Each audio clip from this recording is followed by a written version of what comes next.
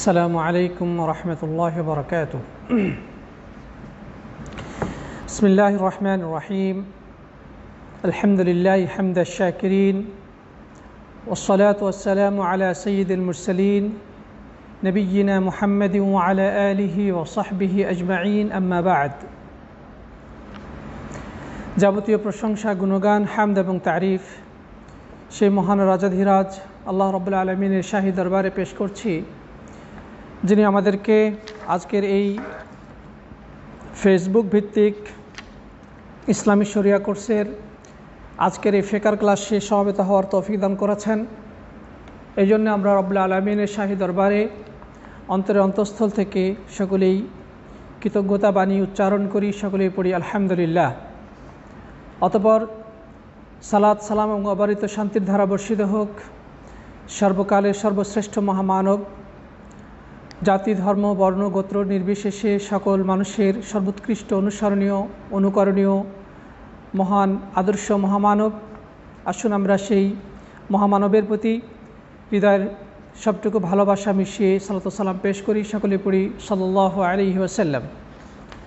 মোহতারাম মুআজ্জাজ প্রাণপ্রিয় দর্শক শ্রোতা দিনী ভাই এবং বন্ধুগণ, আশা করি আল্লাহ তাআলা আপনাদের সবাইকে ভালো রেখেছেন। আলহামদুলিল্লাহ, আল্লাহ সুবহানাহু ওয়া তাআলা আমাকে ভালো রেখেছেন। আল্লাহ তাআলা আমাদের সবাইকে সবসময় ভালো রাখুন, সুস্থ রাখুন এবং ঈমানের উপরে প্রতিষ্ঠিত রাখুন, সেই দোয়া করি আল্লাহুম্মা আমিন। প্রিয় বন্ধুগণ, আমরা আলোচনা করছিলাম আজান এবং ইকামত সম্পর্কে। গত ক্লাসে আমরা আজান সম্পর্কে বেশ কিছু আলোচনা করেছি। আজকে ইনশাআল্লাহ আজান সংক্রান্ত আরও কিছু কথা বলবো, পাশাপাশি ইকামত সম্পর্কেও ইনশাআল্লাহ আমরা কিছু আলোচনা করার চেষ্টা করব, আল্লাহ যদি তৌফিক দান করেন। ওমা তৌফিক ইল্লা বিল্লাহ। তারপরে আমার আওয়াজ শুনতে কোনো অসুবিধা হচ্ছে কিনা দয়া করে জানাবেন। আর যথারীতি আপনারা আমাদের লাইভটিকে শেয়ার করে দিবেন বা আপনাদের ফ্রেন্ডসদেরকে আমাদের লাইভে ইনভাইট করবেন, এই প্রত্যাশা করছি সকলের কাছে। জাযাকুমুল্লাহু খায়রান। জি আলহামদুলিল্লাহ।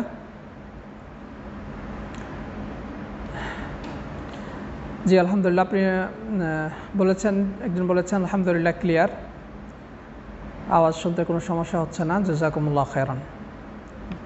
আচ্ছা, তাহলে আমরা সামনে অগ্রসর হতে পারি। প্রিয় উপস্থিতি সাথী বন্ধুগণ, আমরা গত ক্লাসে আজান সম্পর্কে বেশ কিছু কথা বলেছিলাম। সেগুলোর সংক্ষিপ্ত রূপটা আবারও বলতে চাই। সেটি হচ্ছে যে আজান হলো ইসলামের অন্যতম একটি বৃহৎ নিদর্শন। কোনো এলাকায় আজান হওয়ার অর্থ হলো যে সেখানে মুসলিমদের বসবাস রয়েছে। আর যেই এলাকায় আজানের শব্দ শোনা যায় না, কোথাও আজান এর ধ্বনি প্রতিধ্বনিত হয় না, সেটি ওই এলাকার একটা মৃত জনপদের প্রমাণ বহন করে যে সেখানে কোনো ঈমানের চাষাবাদ হয় না, সেখানে কোনো ঈমানদারের বসবাস নেই, অথবা মুমিনরা থাকলেও সেখানে তারা খুবই দুর্বল অবস্থায় রয়েছে। আর যেখানে আজানের আওয়াজ উচ্চকিত হয়, আল্লাহ রাব্বুল আলামিনের বড়ত্ব এবং শ্রেষ্ঠত্বের ঘোষণা ধ্বনিত প্রতিধ্বনিত হয়, বোঝা যায় নিঃসন্দেহে সেখানে মুমিনগণ এখনও জীবিত আছেন, তাদের ভিতরে ঈমানের তেজ রয়েছে, ঈমানের আলোচনা পর্যালোচনা তাদের মধ্যে রয়েছে। একটি ঈমান সমৃদ্ধ এলাকা। আর এই আজান এমন একটি ইবাদত, এমন একটি ইসলামের নিদর্শন যে পৃথিবীর দিকে দিকে প্রতি মুহূর্তে প্রতিনিয়ত প্রতিধ্বনিত হয়। আল্লাহ রাব্বুল আলামিনের বড়ত্ব এবং শ্রেষ্ঠত্বের ধ্বনি ঘোষণা করা হয়। রাসূল করিম সাল্লাল্লাহু আলাইহি ওয়াসাল্লামের রিসালাতের স্বীকৃতি প্রদান করা হয়। মানুষকে ইসলামের সবচেয়ে গুরুত্বপূর্ণ ইবাদত সালাতের দিকে আহ্বান জানানো হয়। শিরক থেকে মুক্ত ঘোষণা করা হয়। মানুষকে সফলতা এবং মুক্তির দিকে উদাত্ত আহ্বান জানানো হয়। সুতরাং আমাদের কাছে এটি প্রমাণিত হলো যে ইসলামের দৃষ্টিতে আজানের গুরুত্ব অপরিসীম এবং ইসলামের একটি বড় নিদর্শনের অন্তর্ভুক্ত। এই আজান শব্দের শাব্দিক অর্থ প্রিয় বন্ধুগণ আমরা বলেছিলাম যে আজান শব্দ হইতেছে যে আলি ইলামু বিশ্বই, কোনো কিছু সম্পর্কে জানান দেওয়া, সংবাদ দেওয়া বা ঘোষণা দেওয়া। তো এখানে মূলত উদ্দেশ্য হলো যে আজানের মাধ্যমে মানুষকে সালাতের সময় হয়ে যাওয়ার ব্যাপারে জানান দেওয়া হয় বা সংবাদ দেওয়া হয়, বা মানুষের কাছে আজানের মাধ্যমে সালাতের ব্যাপারে ঘোষণা প্রদান করা হয়। যে ব্যক্তি আজান দেয় তাকে বলা হয় মুয়াজ্জিন। এবং এটি ইসলামের প্রথম যুগে এই আজানের প্রচলন ছিল না। নবী সাল্লাল্লাহু আলাইহি ওয়াসাল্লাম মক্কা থেকে মদিনায় হিজরত করার পর হিজরতের প্রথম বর্ষে সর্বপ্রথম আজানের বিধান চালু হয়, এবং সেটা আজানের বিধান কিভাবে হলো সেটা একটা আমরা চমৎকার ঘটনার মাধ্যমে জেনেছি যে রাসূল করিম সাল্লাল্লাহু আলাইহি ওয়াসাল্লাম সাহাবীদের সাথে পরামর্শ করলেন যে মানুষকে কিভাবে সালাতের দিকে আহ্বান জানানো যায়, মানুষকে কিভাবে সালাতের জন্য একত্রিত করা যায়। তখন প্রত্যেকেই প্রচলিত অন্যান্য ধর্মের মধ্যে তাদের ধর্মীয় কাজে আহ্বান জানানোর জন্য যে সমস্ত নিয়ম প্রচলিত ছিল সেগুলো আলোকে পরামর্শ দিলেন। কেউ বললেন খ্রিস্টানদের মতো সালাতের সময় হলেই ঘণ্টায় আওয়াজ দেওয়া হবে, ঘণ্টা বাজানো হবে, মানুষ সেই ঘণ্টার ধ্বনি শুনে মসজিদে নামাজের জন্য একত্রিত হবে। কেউ বললেন ইহুদিদের মতো বাঁশি বাজানো হবে ইত্যাদি। তো যাই হোক, পরিশেষে কোনো সিদ্ধান্ত গৃহীত না হওয়ায় প্রত্যেকজন নিজ নিজ বাড়িতে ফিরে গেলেন। রাত ঘনিয়ে আসলো। প্রখ্যাত সাহাবী আবদুল্লাহ বিন যায়েদ ইবনে আব্দুর রাব্বিহি রাদিয়াল্লাহু তাআলা আনহু প্রতিনিয়তর মতো আজকেও তিনি ঘুমিয়ে পড়লেন। ঘুমের মধ্যে দেখলেন একজন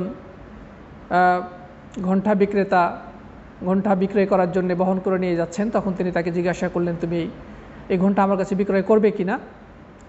তখন তিনি বললেন যে তুমি এটা দ্বারা কি করবে? তখন তিনি বললেন, এর দ্বারা আমি মানুষকে সালাতের জন্য একত্রিত করব। তখন তিনি স্বপ্নের মধ্যে তাকে বললেন যে আমি কি তোমাকে এর থেকে উত্তম কোনো পন্থা শিক্ষা দেব না? এরপরে তিনি তাকে আজানের বাক্যাবলী শিক্ষা দিলেন এবং কিছুটা পিছনে সরে এসে একামতের বাক্যাবলী শিক্ষা দিলেন। সেখানে আমরা দেখেছি যে আজানের শব্দগুলো হচ্ছে ডবল ডবল এবং একামতের শব্দ হচ্ছে সিঙ্গেল সিঙ্গেল, যেগুলো আমরা গত ক্লাসে আলোচনা করেছি। তো যাই হোক, এই হাদিস থেকে আজানের সর্বপ্রথম সূচনা কিভাবে হয়েছিল তার প্রমাণ আমরা পাই।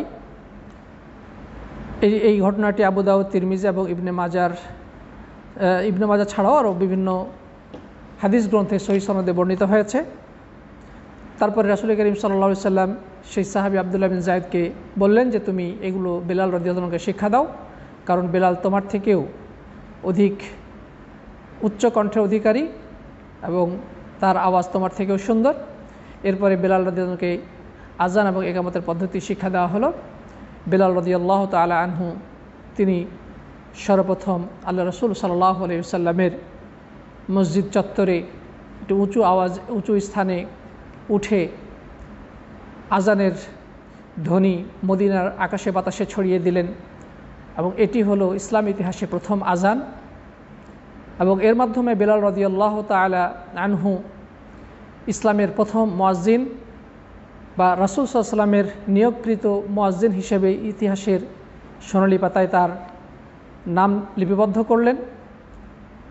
সেই মক্কার নিপীড়িত নিগৃহীত সেই কৃষ্ণকায় বেলাল আল হাবাশি, বেলাল ইবনে রবাহ রাদিয়াল্লাহু তাআলা আনহু সম্মান এবং মর্যাদার তিনি শীর্ষে চূড়ায় অবস্থান নিলেন। পরবর্তীতে এই বেলাল রাদিয়াল্লাহু তাআলা আনহু মক্কাতে এসে কাবার ছাদে উঠে আজান দিয়েছিলেন। সুবহানাল্লাহ। তো প্রিয় বন্ধুগণ, যাই হোক, এভাবে ইসলামের ইতিহাসে আজানের সূচনা হয় এবং মুসলিমগণ সেখান থেকেই যুগ পরম্পরায় এই আজান দিয়ে এসেছে এবং অদ্যাবধি আজান চালু রয়েছে আলহামদুলিল্লাহ। সকল মুসলিম দেশে, এমনকি অনেক অমুসলিম দেশেও আলহামদুলিল্লাহ যথারীতি আজানের মতো এই ইসলামের বিশাল নিদর্শন প্রতিষ্ঠিত রয়েছে। বলা হয় যে পৃথিবীর এমন কোনো একটি মুহূর্ত বাকি নেই যেখানে আল্লাহ সুবহানাহু ওয়া তাআলার তাওহীদের এবং রাসূল করিম সাল্লাল্লাহু আলাইহি ওয়াসাল্লামের রিসালাতের ধ্বনি উচ্চারিত না হয়। অর্থাৎ আজানের ধ্বনি পৃথিবীর প্রতিটি সেকেন্ডে সেকেন্ডে কোনো না কোনো স্থানে পৃথিবীর এই আজান হচ্ছে। কোনো এক জায়গায় আজান থামলে আরেক জায়গায় শুরু হচ্ছে, আরেক জায়গায় থামলে আরেক জায়গায় শুরু হচ্ছে। এভাবে করে সারা পৃথিবীব্যাপী সর্বত্র প্রতি সেকেন্ডেই আজান হচ্ছে। একটি সেকেন্ডের জন্য কোথাও আজান বন্ধ হয় না।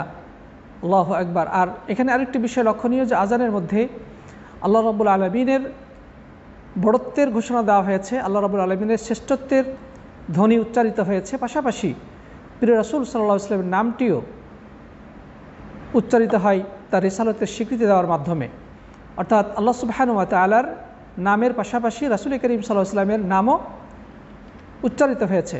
তাই তো আল্লাহ তাআলা কোরআনে কারীমের মধ্যে যথার্থভাবে বলেছেন যে ওয়ারাফা'না লাকা যিকরাক, হে নবী, আপনার সম্মানকে, আপনার স্মরণকে আমি অনেক ঊর্ধ্বে উঠিয়ে দিয়েছি, আপনার স্মরণকে আমি উচ্চকিত করেছি। তা আমরা আজানের মধ্যে এই কথার প্রতিফলন দেখতে পাই যে মুয়াজ্জিনের সুউচ্চ কণ্ঠে আল্লাহ রাব্বুল আলামিনের বড়ত্বের পাশাপাশি আল্লাহ সুবহানাহু ওয়া তাআলার তাওহীদের ঘোষণার পাশাপাশি প্রিয় নবী সাল্লাল্লাহু আলাইহি ওয়াসাল্লামের নাম ধরে তার রিসালাতের স্বীকৃতি এবং ঘোষণা প্রদান করা হচ্ছে। আশহাদু আল্লা ইলাহা ইল্লাল্লাহ, আমি সাক্ষ্য দিচ্ছি আল্লাহ ছাড়া সত্য কোনো উপাস্য নেই, এবং আমি সাক্ষ্য দিচ্ছি যে মুহাম্মদ সাল্লাল্লাহু আলাইহি ওয়াসাল্লাম আল্লাহর রাসূল। সাথী বন্ধুগণ, তো আমরা আজানের অর্থ বলেছিলাম যে আজানের যে বাক্যগুলো বলা হয়ে থাকে সে আজানের বাক্যগুলোর কী অর্থ সেগুলো আমরা গত ক্লাসে আলোচনা করেছি। পাশাপাশি আজান এবং একামতের কিছু সুন্নত নিয়ে আমরা কথা বলেছিলাম যে মুয়াজ্জিনের কী ধরনের বৈশিষ্ট্য থাকা দরকার, যে মুয়াজ্জিন আজান দিবে তার মধ্যে কোন ধরনের বৈশিষ্ট্য থাকা উত্তম বা থাকা উচিত সেগুলো নিয়ে আমরা কথা বলেছি। প্রথমত হচ্ছে যে মুসলিম ব্যক্তি ছাড়া কোনো অমুসলিমের আজান শুদ্ধ নয়। মুসলিম আজান দিবে এবং মুসলিমরাই সালাতের জন্য মসজিদে আগমন করবে। কোনো কাফের দ্বারা আজান দেওয়া বৈধ নয়। তারপরে যে আজান দিবে অবশ্যই তার সুস্থ ব্রেনের অধিকারী হতে হবে। কোনো অসুস্থ মস্তিষ্কের বা বিকৃত মস্তিষ্কের বা পাগলের আজান শুদ্ধ নয়। কারণ আজান এই জন্যে দেওয়া হয় যে মানুষ যেন সালাতের সঠিক সময়টি বুঝতে পারে। কিন্তু পাগল বা মস্তিষ্ক বিকৃত ব্যক্তি যেহেতু তার নিজের উপরে কোনো কন্ট্রোল নেই বা সময় সম্পর্কে সচেতন থাকতে পারে না, থাকা সম্ভব হয় না বা সম্ভব নয়, এই কারণে কোনো পাগলের আজান বা মস্তিষ্ক বিকৃত ব্যক্তির আজান দেওয়া শুদ্ধ নয়। তারপর যে আজান দিবে আমরা বলেছিলাম যে তার মধ্যে সে বুঝবান হতে হবে বা ভালো মন্দের পার্থক্য নিরূপণকারী বয়সে উপনীত হতে হবে, এবং সেই বয়সটা হচ্ছে সর্বনিম্ন 7 বছর পূর্ণ হওয়া। কারণ রাসূল করিম সাল্লাল্লাহু আলাইহি ওয়াসাল্লাম 7 বছর পূর্ণ হলে বাচ্চাদেরকে নামাজের আদেশ করতে বলেছেন। কারণ এই বয়সটা মোটামুটি তাদের বুঝের বয়স, তারা ভালো মন্দ বুঝতে পারে। সুতরাং এর থেকে ছোট বাচ্চাদের আজান দেওয়া উচিত নয়। তারপরে আমরা বলেছিলাম যে আজান দেওয়ার ক্ষেত্রে অন্ধ ব্যক্তির আজান দেওয়া উচিত নয়, তবে জায়েজ রয়েছে। শর্ত হলো যদি তাকে সময় চিনিয়ে দেওয়ার মতো কোনো লোক সাথে থাকে যে তাকে সঠিকভাবে সময় চিনিয়ে দিবে এবং তাকে আজানের ব্যাপারে গুরুত্ব আরোপ করবে বা তাকে বলবে যে আজান দাও। যেভাবে রাসূল করিম সাল্লাল্লাহু আলাইহি ওয়াসাল্লামের জামানায় প্রখ্যাত সাহাবী আব্দুল্লাহ ইবনে উম্মে মাকতুম রাদিয়াল্লাহু তাআলা আনহু তিনি অন্ধ হওয়ার পরেও নবী আকরাম সাল্লাল্লাহু আলাইহি ওয়াসাল্লামের জামানায় আজান দিতেন। রাসূল করিম সাল্লাল্লাহু আলাইহি ওয়াসাল্লাম বলেছেন, বেলাল যখন আজান দেয় তোমরা রাতের খাবার খাও, অর্থাৎ সেহরি খাও, আর আবদুল্লাহ ইবনে উম্মে মাকতুম যখন আজান দেয় তখন তোমরা খাওয়া বন্ধ করো।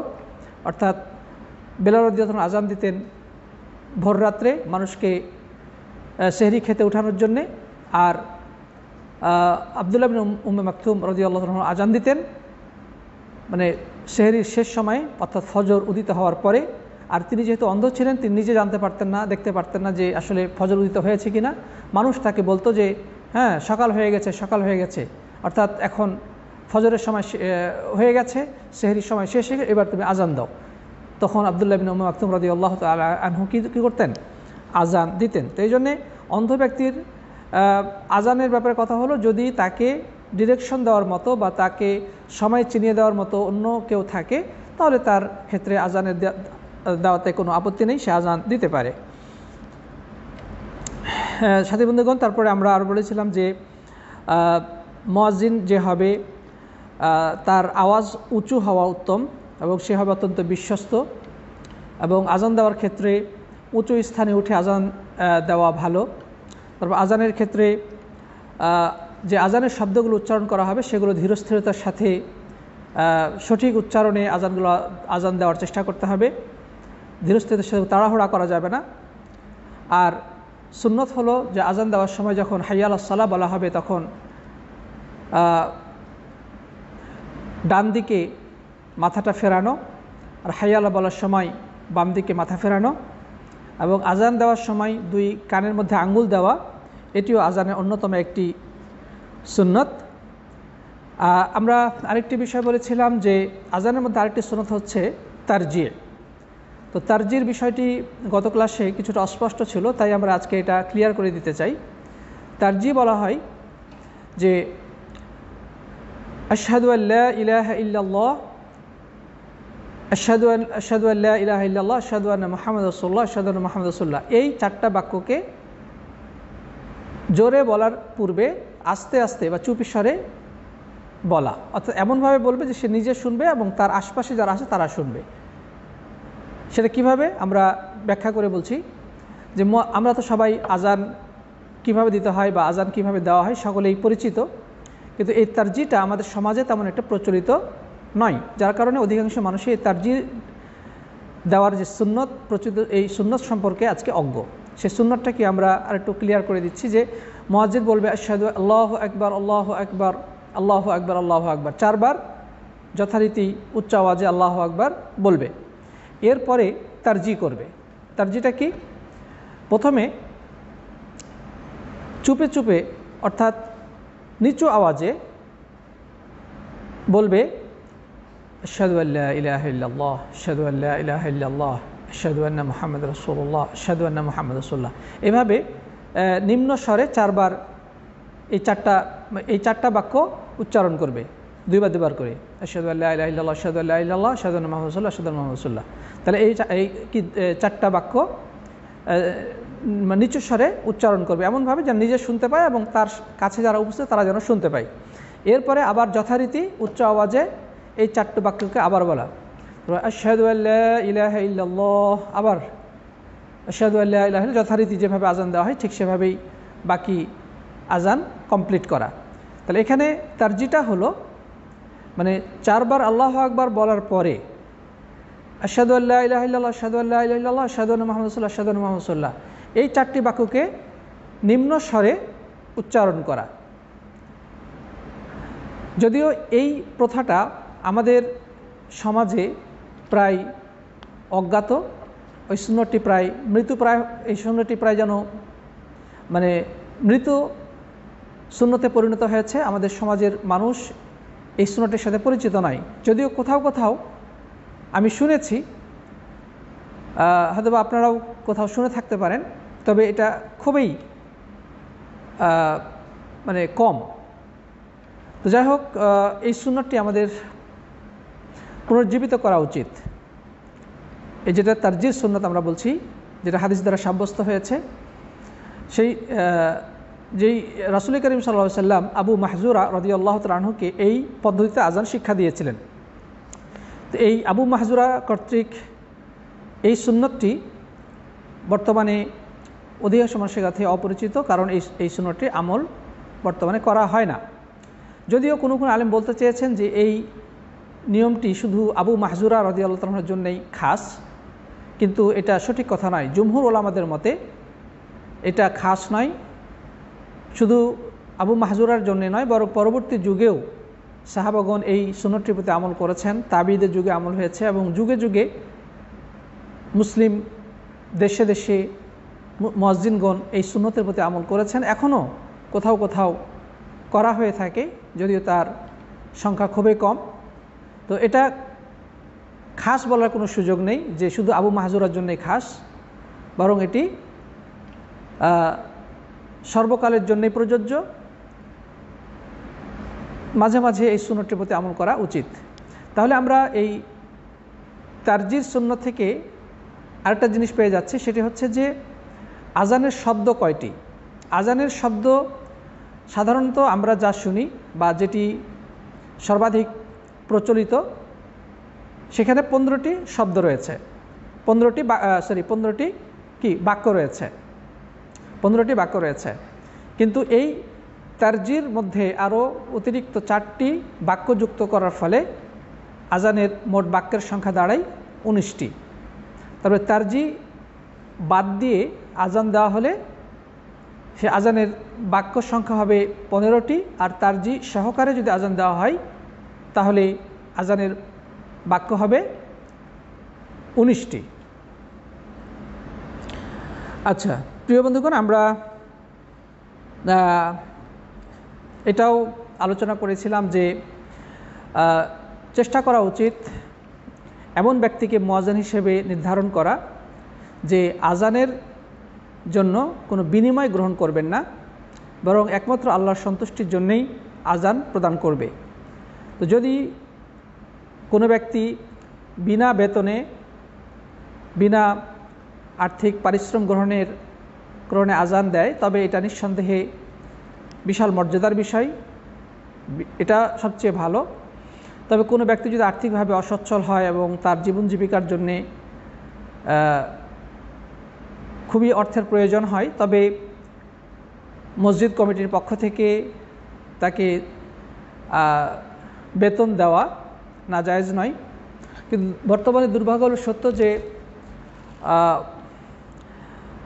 মানুষ এতটাই এখন মানে কৃপণতার পরিচয় দেয় দ্বীনি ক্ষেত্রে, যে যদি এখন আগেভাগে কথা কন্ট্যাক্ট করে না নেওয়া হয় তাহলে দেখা যাবে যে সে বেচারা মুয়াজ্জিনকে অর্থাভাবেই জীবনযাপন করতে হবে। সে তেমন সবার সাথে সে আর্থিকভাবে তেমন একটা মানুষের কাছ থেকে তেমন একটা কিছু পাবে না। তো এই জন্যে আলেমগণ বলেছেন, যদি স্বেচ্ছায় মসজিদ কমিটির পক্ষ থেকে স্বেচ্ছায় মুয়াজ্জিনের জীবন পরিচালনার জন্যে, তার আর্থিক সংকট লাঘবের জন্যে তাকে একটা বিনিময় দেওয়ার প্রস্তাব করা হয়, তবে তা গ্রহণ করতে কোনো আপত্তি নেই। তবে যদি এমন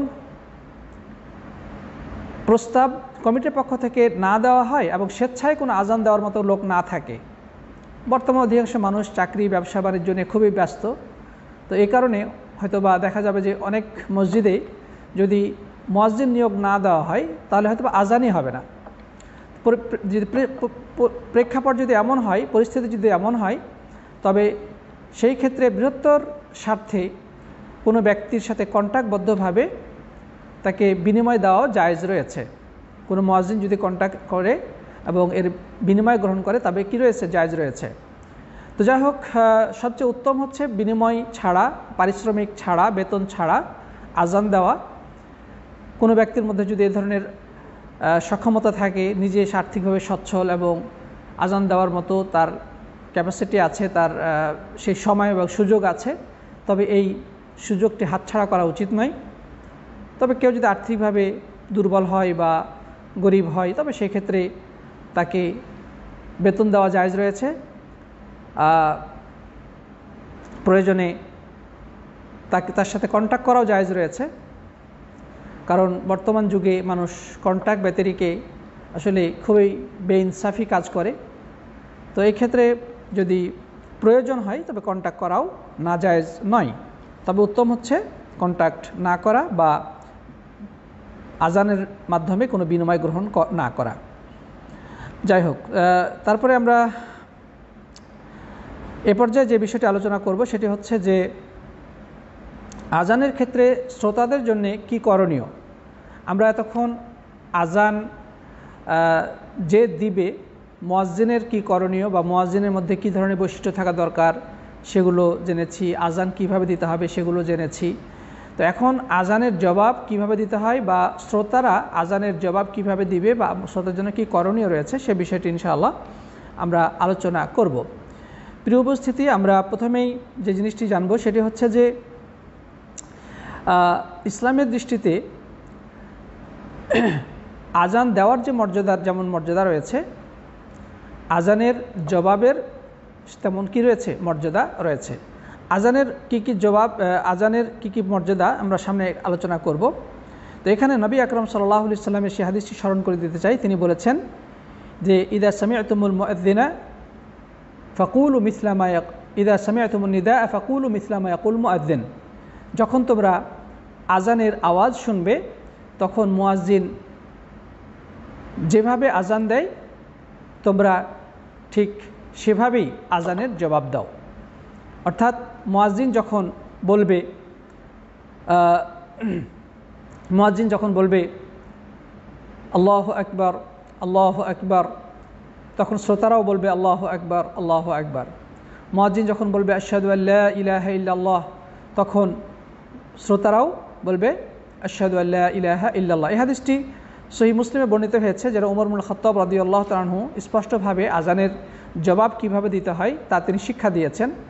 যেমন আন ওমর ইবনুল খাত্তাব রাদিয়াল্লাহু তাআলা আনহু قال قال রাসূলুল্লাহ সাল্লাল্লাহু আলাইহি ওয়াসাল্লাম, আল্লাহ নবী সাল্লাল্লাহু আলাইহি ওয়াসাল্লাম বলেছেন ইযা قال المؤذن আল্লাহু আকবার আল্লাহু আকবার فقال احدكم আল্লাহু আকবার আল্লাহু আকবার। মুয়াজ্জিন যখন বলবে আল্লাহু আকবার আল্লাহু, তখন শ্রোতাও বলবে আল্লাহু আকবার আল্লাহু আকবার। এরপরে ثم قال اشهد ان لا اله الا الله قال اشهد ان لا اله الا الله। এরপরে মুয়াজ্জিন যখন বলবে আশহাদু আল্লা ইলাহা ইল্লাল্লাহ, তখন শ্রোতা বলবে আশহাদু আল্লা ইলাহা ইল্লাল্লাহ। ثم قال اشهد ان محمد رسول الله قال اشهد ان محمد رسول الله। মুয়াজ্জিন যখন আশহাদু আন্না মুহাম্মাদ রাসূলুল্লাহ বলবে তখন শ্রোতাও অনুরূপ বাক্য দ্বারা জবাব দিবে। তারপরে মুয়াজ্জিন যখন বলবে হাইয়া আলাস সালাহ, তখন মুয়াজ্জিন অনুরূপ শব্দ বলবে না, তখন কি বলবে যে ক্বালা লা হাওলা ওয়ালা কুওয়াতা ইল্লা বিল্লাহ, তখন শ্রোতা লা হাওলা ওয়ালা কুওয়াতা ইল্লা বিল্লাহ পাঠ করবে। মানে মুয়াজ্জিন যখন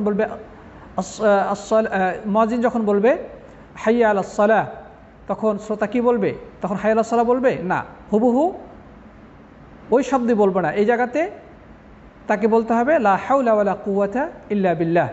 এরপরে মুয়াজ্জিন যখন বলবে হাইয়া আলাল ফালাহ ক্বালা লা হাওলা ওয়ালা কুওয়াতা ইল্লা বিল্লাহ, মানে হাইয়া আলাস সালাহ হাইয়া আলাল ফালাহ উভয় ক্ষেত্রেই শ্রোতা জবাবে লা হাওলা ওয়ালা কুওয়াতা ইল্লা বিল্লাহ পাঠ করবে। সুম্মা ক্বালা আল্লাহু আকবার আল্লাহু আকবার, তখন শ্রোতাও আল্লাহু আকবার আল্লাহু আকবার, মানে মুয়াজ্জিন তাকবীর দিলে শ্রোতাও অনুরূপ তাকবীরের মাধ্যমে জবাব দিবে। সুম্মা ক্বালা লা ইলাহা ইল্লাল্লাহ ক্বালা লা ইলাহা ইল্লাল্লাহ। এরপরে মুয়াজ্জিন যখন বলবে লা ইলাহা ইল্লাল্লাহ, তখন শ্রোতাও বলবে লা ইলাহা ইল্লাল্লাহ। তো ওমর ইবনুল খাত্তাব রাদিয়াল্লাহু তাআলা বলেছেন যে রাসূল করিম সাল্লাল্লাহু আলাইহি ওয়াসাল্লাম বলেছেন যে কোনো ব্যক্তি যদি এভাবে করে আজানের জবাব দেয় মিন কালবিহি, মানে অন্তর থেকে পূর্ণ আন্তরিকতা সহকারে যদি এভাবে আজানের কেউ জবাব দেয় দাখালাল জান্নাহ, তাহলে সে ব্যক্তি জান্নাতে প্রবেশ করবে। সুবহানাল্লাহ, তাহলে সে জান্নাতে প্রবেশ করবে। প্রিয় বন্ধুগণ, তাহলে আজানের জবাব দেওয়ার ফজিলত কি? নবী সাল্লাল্লাহু আলাইহি সাল্লাম কি বললেন যে মুয়াজ্জিন যে শব্দ বলে আজান দেয় তোমরা সেই সমস্ত শব্দ বলে আজানের জবাব দাও, কোনো পার্থক্য নেই। শুধুমাত্র মুয়াজ্জিন যখন বলবে হাইয়া আলাস সালাহ হাইয়া আলাল ফালাহ, তখন শ্রোতা বলবে লা হাওলা ওয়ালা কুওয়াতা ইল্লা বিল্লাহ। এরপরে পুরো আজানের বাকি শব্দাবলী অনুরূপভাবে মুয়াজ্জিনের অনুরূপ শ্রোতাও জবাব দিবে, শ্রোতাও সেগুলো বলবে। এভাবে করে যদি কেউ অন্তর থেকে জবাব দেয় তাহলে সেই ব্যক্তি জান্নাতে প্রবেশ করবে। আল্লাহু আকবার। তো এখান থেকে আজানের জবাব দেওয়ার পদ্ধতি আমরা স্পষ্টভাবে জানতে পারলাম। তবে ভোররাত্রে যখন মুয়াজ্জিন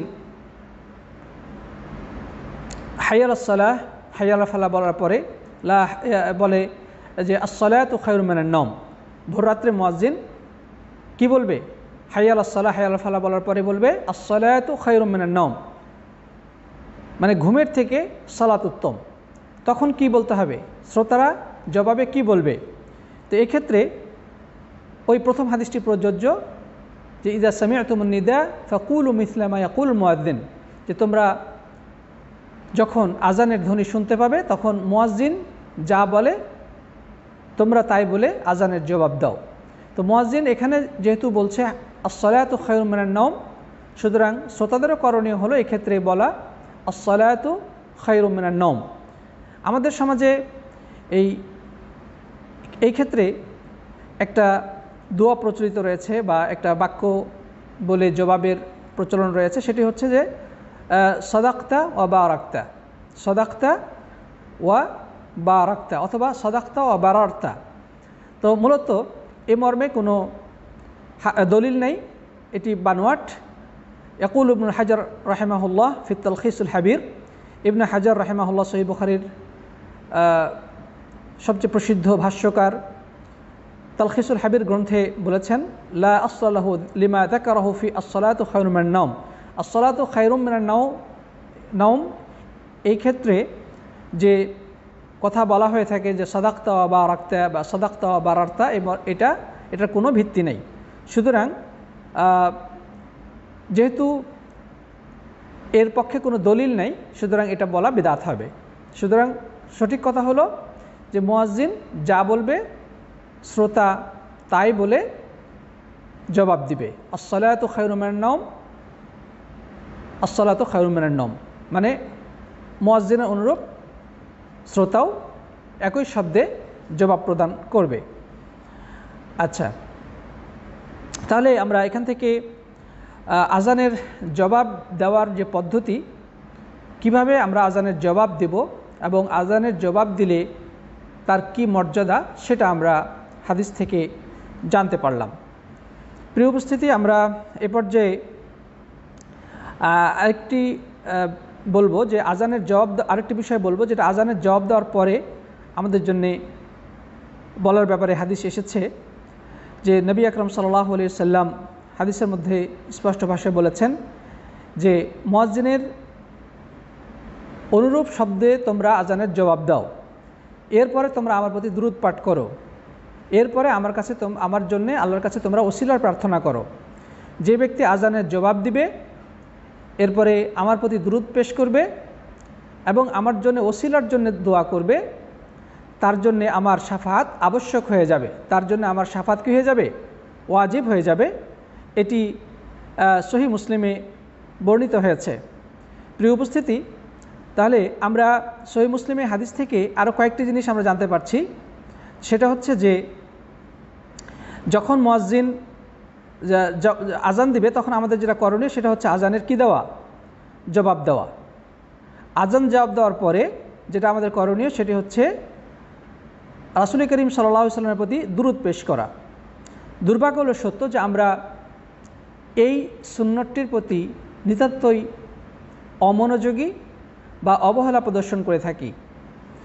এ মর্মে সহিহ মুসলিমের স্পষ্ট হাদিস থাকার পরেও আমাদের দেশে রেডিও টেলিভিশনে যেটা আজান প্রচার করা হয়, আজানের পরে যে দোয়াটা পাঠ করা হয় সেটা আল্লাহুম্মা রাব্বা হাযিহি দাওয়াতি তাম্মা, কিন্তু এর আগের যে একটি সুন্নত রয়েছে দুরূদ পেশ করা, এই সুন্নতটির প্রতি কোনো আমল তেমন দেখা যায় না। সুতরাং আমরা যেটা বলবো যে আজান দেওয়ার পর যেটা করণীয় সেটা হচ্ছে আজানের জবাব দেওয়ার পর করণীয় হচ্ছে রাসূল করিম সাল্লাল্লাহু আলাইহি ওয়াসাল্লামের প্রতি কী করা? দুরূদ পেশ করা। মুয়াজ্জিন নিজেও আজান দেওয়ার পরে প্রিয় নবী সাল্লাল্লাহু আলাইহি ওয়াসাল্লামের প্রতি দুরূদ পেশ করবেন, আর যারা শ্রোতা তারাও দুরূদ পেশ করবেন। তাহলে মুয়াজ্জিন আজান দিল, শ্রোতারা আজানের জবাব দিল, এরপরে মুয়াজ্জিনও রাসূল করিম সাল্লাল্লাহু আলাইহি ওয়াসাল্লামের দুরূদ পেশ করবে, আর সে দুরূদটা হচ্ছে দুরূদ ইব্রাহিম, যা আমরা সালাতের তাশাহুদে পড়ে থাকি। এটা হচ্ছে সবচেয়ে উত্তম দুরূদ। সেটা আল্লাহুম্মা সাল্লি আলা মুহাম্মাদ আল্লাহুম্মা সাল্লি আলা মুহাম্মাদ ওয়া আলা আলি মুহাম্মাদিন কামা সাল্লাইতা আলা ইব্রাহিম ওয়া আলা আলি ইব্রাহিম ইন্নাকা হামিদুম মাজিদ আল্লাহুম্মা বারিক আলা মুহাম্মাদ ওয়া আলা আলি মুহাম্মাদিন কামা বারাকতা আলা ইব্রাহিম ওয়া আলা আলি ইব্রাহিম ইন্নাকা হামিদুম মাজিদ। তো এই দুরূদটা পেশ করবে আজানের পরে। তো এই দুরূদকে পাঠ করবে, শ্রোতাও পাঠ করবে এবং যে আজান দেবে সেও পাঠ করবে। এরপরে 3 নম্বরে যেটা করণীয় সেটা হচ্ছে আল্লাহ নবী সাল্লাল্লাহু আলাইহি সাল্লামের জন্যে ওসিলার দোয়া করা। ওসিলার দোয়াটা কি? ওসিলার দোয়াটা হচ্ছে আল্লাহুম্মা রাব্বা হাযিহি দাওয়াতি তাম্মাহ ওয়াস সালাতিল কাইমাহ আতি মুহাম্মাদিন ওয়াসিলাতা ওয়াল ফাদিলাহ ওয়া বা'আথহু মাকামান মাহমুদান আল্লাযী ওয়া'আদতাহ। এটা হচ্ছে ওসিলার দোয়া। নবী সাল্লাল্লাহু আলাইহি সাল্লাম বললেন যে ব্যক্তি আজানের পরে আমার প্রতি দুরূদ পেশ করবে, আল্লাহ তাআলা একবার দুরূদের মাধ্যমে তার প্রতি 10টি রহমত বর্ষণ করবেন। এরপরে যে আমার জন্য ওসিলার প্রার্থনা করবে, এরপরে তিনি ওসিলার ব্যাখ্যা দিলেন। ওসিলা হচ্ছে যে জান্নাতের সর্বোচ্চ স্তরের নাম বা জান্নাতের একটি স্তরের নাম, যা শুধু আল্লাহ সুবহানাহু ওয়া তাআলা তার সমস্ত মাখলুকাতের মধ্যে একজন ব্যক্তিকে সেই মর্যাদাপূর্ণ স্থানে আধিষ্ঠিত করবেন। আর নবী সাল্লাল্লাহু আলাইহি সাল্লাম বললেন যে আমি আশা করি যে আমি হব সেই ব্যক্তি যে আল্লাহ সুবহানাহু ওয়া তাআলা আমাকে জান্নাতের সেই আল ওসিলা নামক সর্বোচ্চ সম্মানিত স্থানে আধিষ্ঠিত করবেন। তো যে ব্যক্তি আজানের পরে আমার জন্যে এই ওসিলার জন্যে দোয়া করবে, আমি তার জন্যে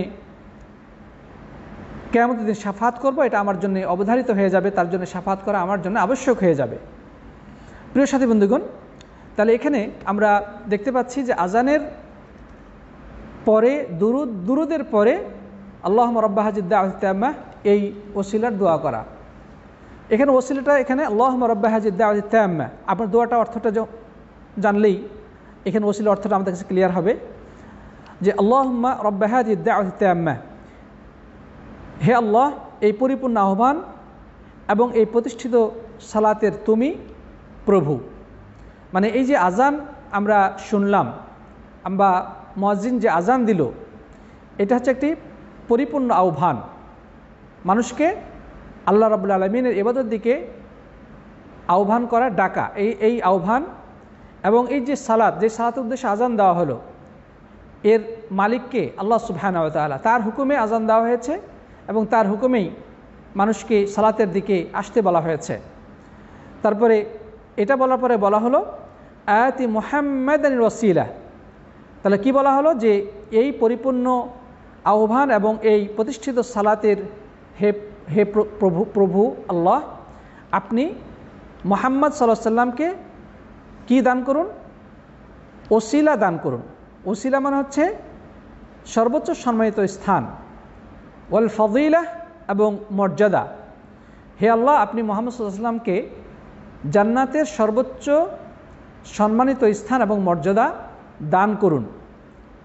ওয়াবআসহু মাকামান মাহমুদা, এবং তাকে প্রতিষ্ঠিত করুন প্রশংসিত স্থানে। আল্লাযী ওয়া'আদতাহ, যার ওয়াদা তুমি তাকে দিয়েছ।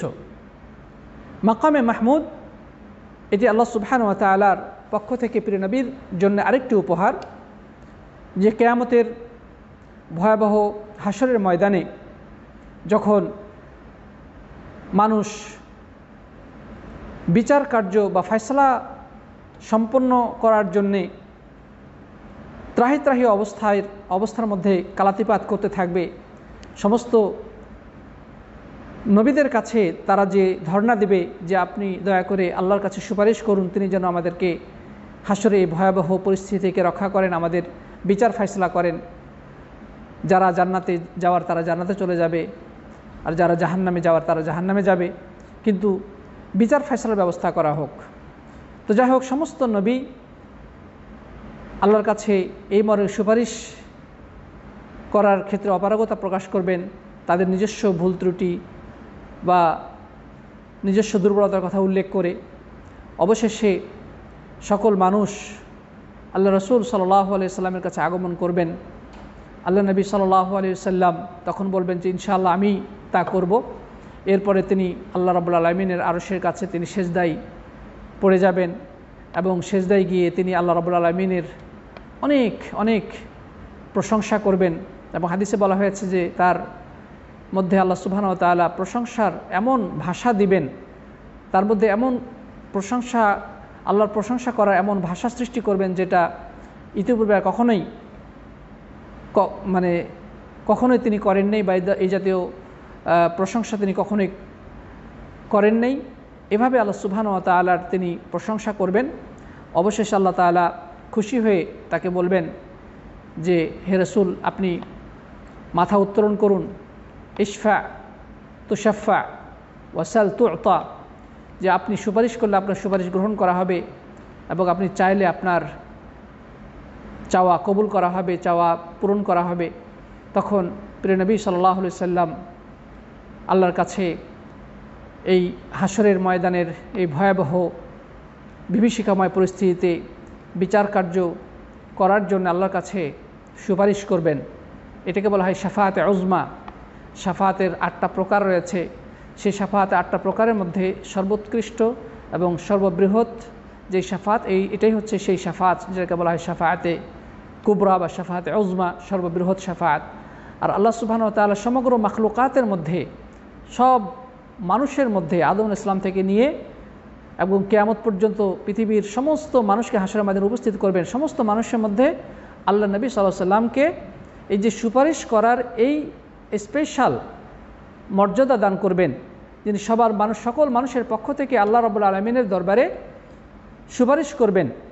এই যে একটা প্রশংসনীয় স্থান, একটা মর্যাদাপূর্ণ স্থান, এটা আল্লাহ রাব্বুল আলামিন আমাদের নবীকে দান করবেন। এটাই হচ্ছে মাকামে মাহমুদ বা প্রশংসিত স্থান। তাহলে আজানের পরে যে দোয়াটা বলা হচ্ছে, সে দোয়ার মধ্যে প্রিয় নবী সাল্লাল্লাহু আলাইহি সাল্লামের জন্য আমরা 3টি জিনিসের জন্য দোয়া করছি। একটা হচ্ছে যে আতে মুহাম্মাদের ওসিলা, হে আল্লাহ আপনি মুহাম্মদ সাল্লাল্লাহু আলাইহি সাল্লামকে ওসিলা দান করুন। আর ওসিলা কি? ওসিলা হচ্ছে জান্নাতের একটি মহিমান্বিত এবং প্রশংসনীয় মর্যাদাপূর্ণ একটি স্থানের নাম বা মর্যাদার নাম বা স্তরের নাম, যেটি আল্লাহ সুবহানাহু ওয়া তাআলা সমগ্র মাখলুকাতের মধ্যে শুধু একজন ব্যক্তিকে দান করবেন, আর তিনি হচ্ছেন আমাদের প্রিয় নবী সাল্লাল্লাহু আলাইহি সাল্লাম। তাহলে আমরা আল্লাহর কাছে সেই ওসিলার জন্যে মুহাম্মদ সাল্লাল্লাহু আলাইহি ওয়াসাল্লাম, প্রিয় নবী সাল্লাল্লাহু আলাইহি ওয়াসাল্লামের সেই ওসিলা দেওয়ার জন্য দোয়া করলাম। তারপরে মর্যাদা, ফজিলা, মর্যাদা দেওয়ার জন্য দোয়া করলাম, আল্লাহ যেন তাকে সম্মানিত করেন, মর্যাদা দান করেন। এবং কিয়ামতের দিন হাসরের সেই ভয়াবহ বিভীষিকাময় পরিস্থিতি থেকে রক্ষার জন্যে সমগ্র মানব জাতির পক্ষ থেকে আল্লাহর কাছে দোয়া করার সেই মাকামে মাহমুদ বা প্রশংসিত স্থানের জন্য আমরা আল্লাহ রাব্বুল আলামিনের কাছে দোয়া করলাম। তাহলে এই দোয়াটি কতটা মর্যাদাপূর্ণ, সুবহানাল্লাহ। এবং রাসূল করিম সাল্লাল্লাহু আলাইহি ওয়াসাল্লাম কি বললেন, যে ব্যক্তি আমার জন্যে এই দোয়াটি করবে তার জন্যে আমার কিয়ামতের দিন সুপারিশ করা ওয়াজিব হয়ে যাবে। সুতরাং আমরা প্রিয় নবী সাল্লাল্লাহু আলাইহি ওয়াসাল্লামের যদি সুপারিশ লাভে নিজেদের জীবনকে ধন্য করতে চাই, তাহলে আমাদের এই সুন্নতটির প্রতি আমল করার সর্বাত্মক চেষ্টা করা উচিত। দুর্ভাগ্য হলো সত্য যে আমরা অনেকেই এই সুন্নতের প্রতি আমলের ক্ষেত্রে গাফলতি বা অলসতার বহিঃপ্রকাশ ঘটিয়ে থাকি। আমরা অনেক সময় এই দোয়াটা পড়ি না। তাহলে আমরা জানতে পারলাম প্রিয় সাথী বন্ধুগণ, যে আজান শোনার সময় মুয়াজ্জিনের আজানের ধ্বনি যখন আমরা শুনতে পাবো, তখন আমরা কি কি করব? প্রথমত আজানের জবাব দেব, তারপরে প্রিয় নবী সাল্লাল্লাহু আলাইহি ওয়াসাল্লামের প্রতি দুরূদ পেশ করব, তারপরে ওসিলার দোয়া করব। আর সেটা হলো আল্লাহুম্মা রাব্বা হাযিহি দাওয়াতিত তাম্মাহ ওয়াস সালাতিল কাইমা আতি মুহাম্মাদাল ওয়াসিলাতাল ওয়াল ফাদিলাহ ওয়া বা'আথহু মাকামান মাহমুদান আল্লাযী ওয়া'আদতাহ। তবে অন্য একটি বর্ণনায় রয়েছে ইন্নাকা লা তুখলিফুল মিআদ। আমার জানা মতে শেখ আলবানী রাহিমাহুল্লাহ এই অতিরিক্ত বাক্যটিকে হাসান বলেছেন। এটি বললেও কোনো আপত্তি নেই, না বললেও কোনো সমস্যা নেই। তো ইন্নাকা লা তুখলিফুল মিআদ, নিশ্চয় আপনি ভঙ্গ করেন না অঙ্গীকার, এই বাক্যটি কোনো বর্ণনায় রয়েছে এবং সম্ভবত আমার এই মুহূর্তে যেটা মনে পড়ছে যে শেখ আলবানী রাহিমাহুল্লাহ এটিকে হাসান বলেছেন, আল্লাহু আলাম। তবে আমাদের দেশের রেডিও টেলিভিশনে আজানের জবাবের পরে মানে আজানের পরে যে দোয়াটা বলা হয়ে থাকে সেখানে আরেকটি শব্দ অতিরিক্ত করা হয়, ওয়াদ-দারাজাতির রাফিআ আতি মুহাম্মাদানিল ওয়াসিলাতুল ফাদিলাহ ওয়াদ-দারাজাতুর রাফিআ। ওয়াদ-দারাজাতুর রাফিআ এই শব্দটি আমার জানা মতে কোনো হাদিসের কিতাবে উল্লেখিত হয়নি, সুতরাং এই শব্দটি বাড়িয়ে বলার কোনো ভিত্তি নেই। এটি দলিল বহির্ভূত একটি শব্দ বা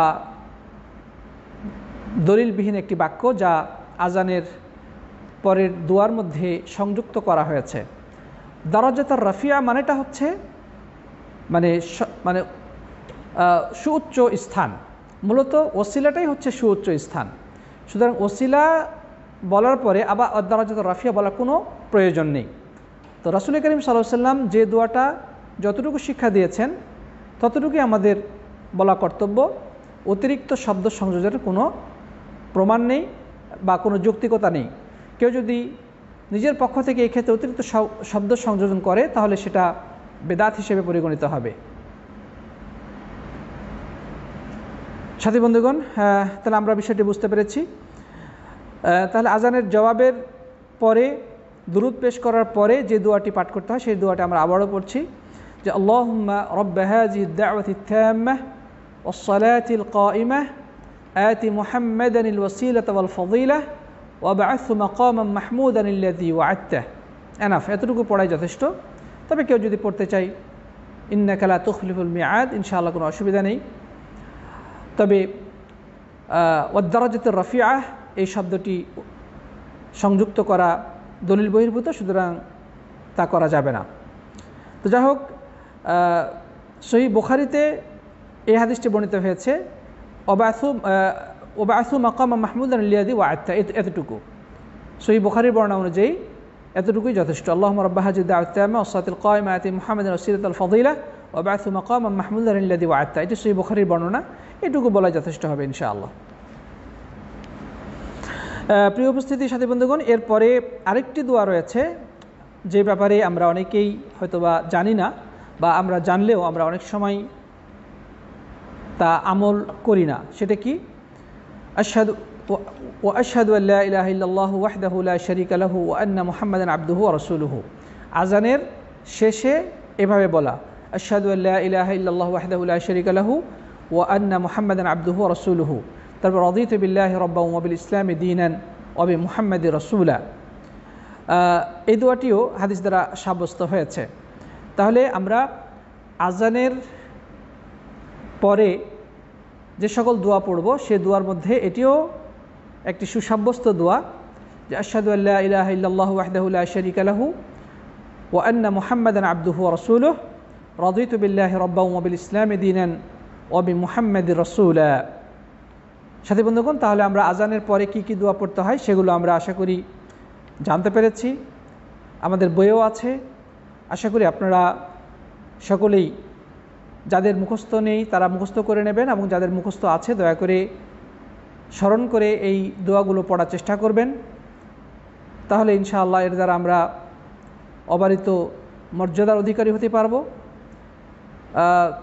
দুরুদের মাধ্যমে আল্লাহর পক্ষ থেকে 10টি রহমত প্রাপ্ত হব, আর ওসিলার দোয়া করার মাধ্যমে আল্লাহ সুবহানাহু ওয়া তাআলার পক্ষ থেকে আল্লাহ নবী সাল্লাল্লাহু আলাইহি ওয়াসাল্লামের সুপারিশ লাভ করার সৌভাগ্য প্রাপ্ত হব, এবং এর দ্বারা ইনশাআল্লাহ আমরা আল্লাহ সুবহানাহু ওয়া তাআলার নৈকট্য অর্জন করতে সক্ষম হব। আল্লাহ সুবহানাহু ওয়া তাআলা আমাদের সবাইকে আমল করার তৌফিক দান করুন, আল্লাহুম্মা আমিন।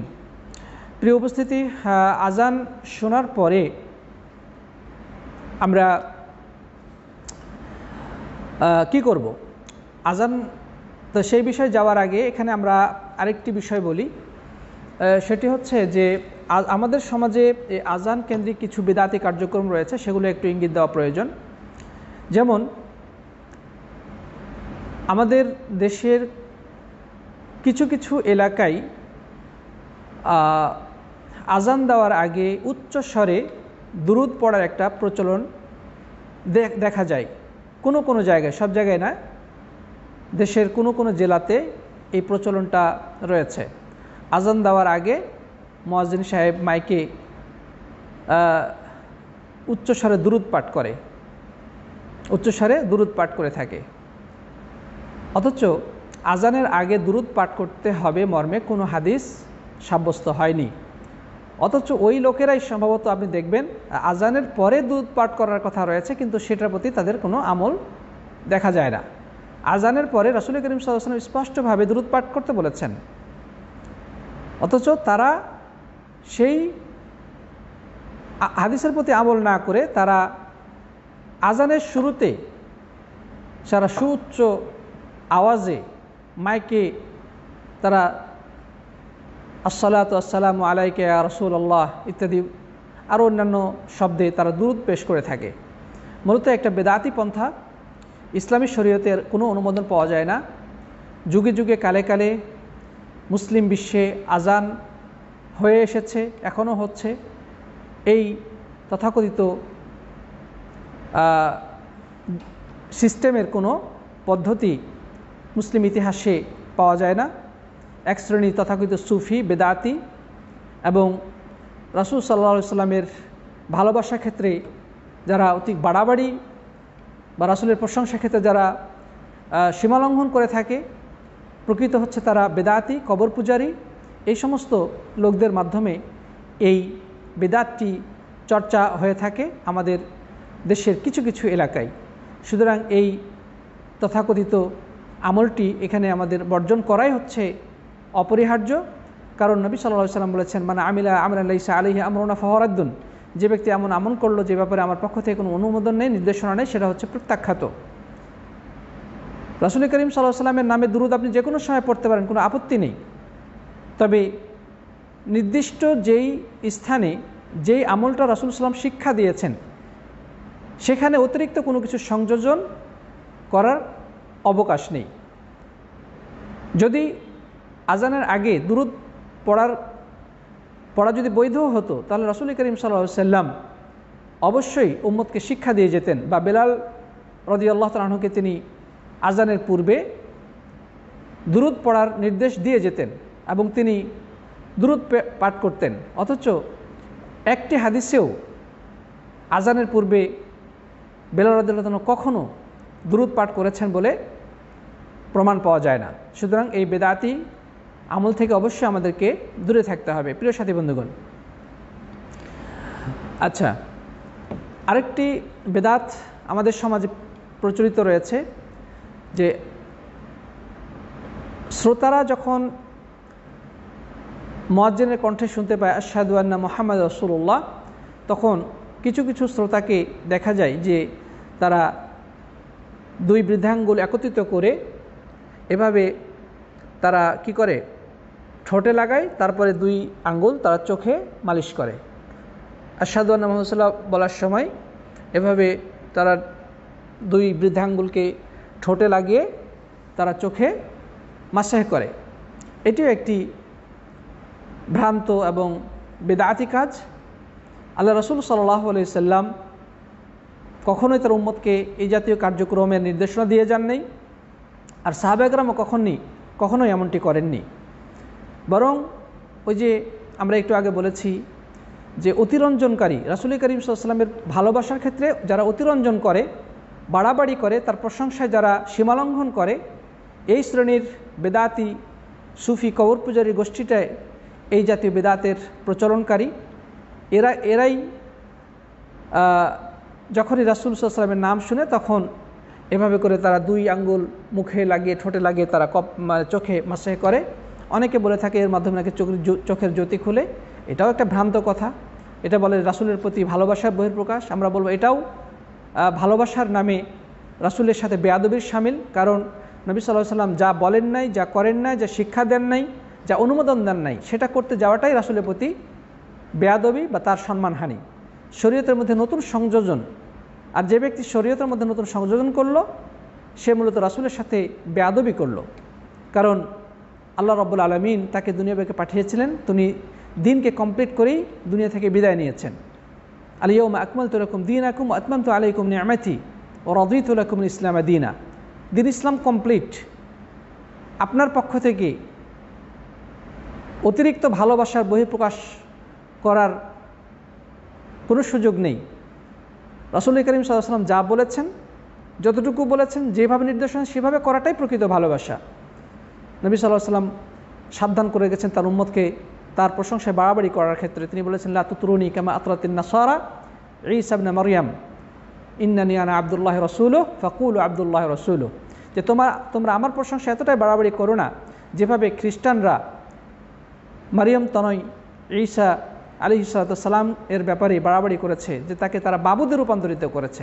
বরং আমার পরিচয় হচ্ছে যে আমি একজন আল্লাহর গোলাম এবং আল্লাহর প্রেরিত দূত, অতএব তোমরা আমাকে সেটুকুই বলবে, আমি আল্লাহ একজন বান্দা এবং আমি আল্লাহ রাসূল। তো যাই হোক, যেটা বলছিলাম যে আজানের সময় শ্রোতাদের পক্ষ থেকে এই জাতীয় কিছু বিদআতি কার্যক্রম প্রচলিত রয়েছে, শরীয়তের কোনো ভিত্তি নেই।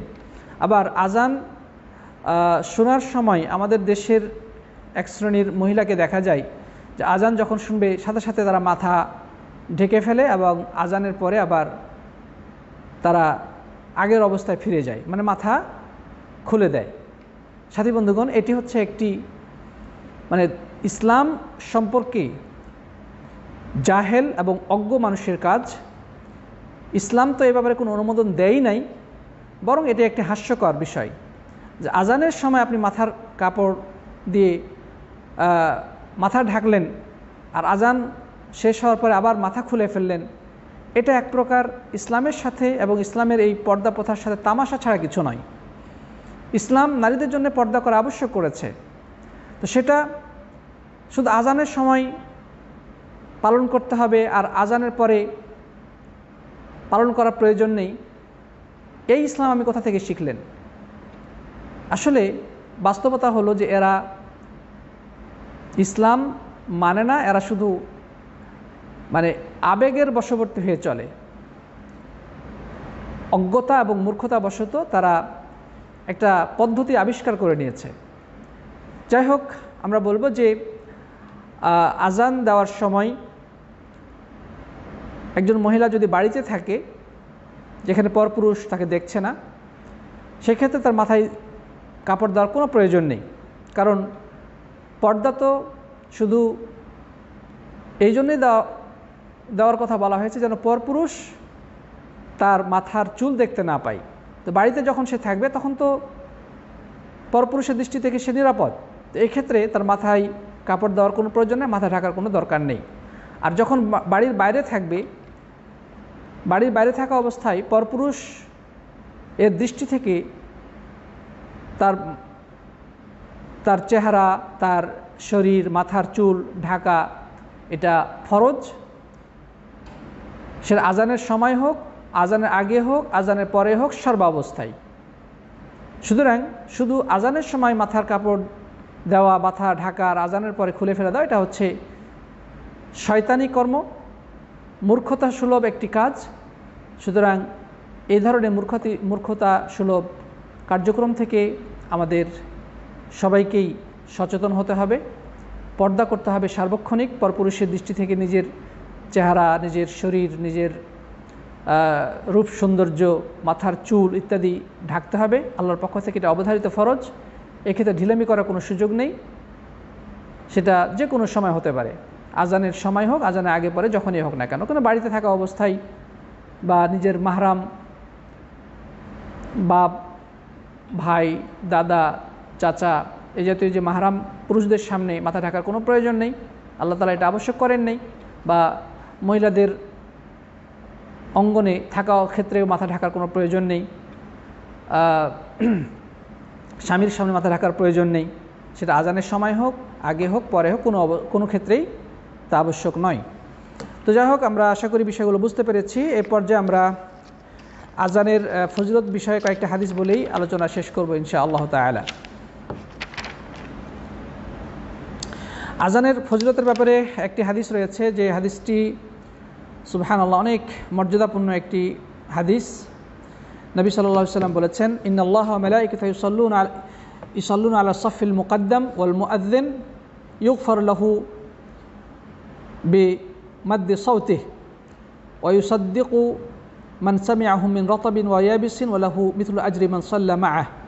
সুনান নাসাইতে হাদিসটি বর্ণিত হয়েছে। নবী করিম সাল্লাল্লাহু আলাইহি ওয়াসাল্লাম বলেছেন যে, ইন্নাল্লাহা ওয়া মালাইকাতাহু ইউসাল্লুনা আলা সফিল মুকাদ্দাম, নিশ্চয় আল্লাহ এবং ফেরেশতা মণ্ডলী সালাত নাজিল করেন, আল্লাহ তাআলা সালাত নাজিল করেন আর ফেরেশতা মণ্ডলী রহমতের জন্য দোয়া করেন। সালাতটা যখন আল্লাহর সাথে সম্পৃক্ত হবে তখন তার অর্থ হবে আল্লাহর পক্ষ থেকে রহমত নাজিল হওয়া, আর সালাত যখন মালায়েকাদের সাথে সম্পৃক্ত হবে তখন তার অর্থ হবে রহমতের জন্যে দোয়া করা। আল্লাহর সাথে সম্পৃক্ত হলে রহমত নাজিল করা, আর ফেরেশতাদের সাথে সম্পৃক্ত হলে অর্থ হবে রহমত নাজিল করা বা করার জন্য দোয়া করা, রহমতের জন্য দোয়া করা।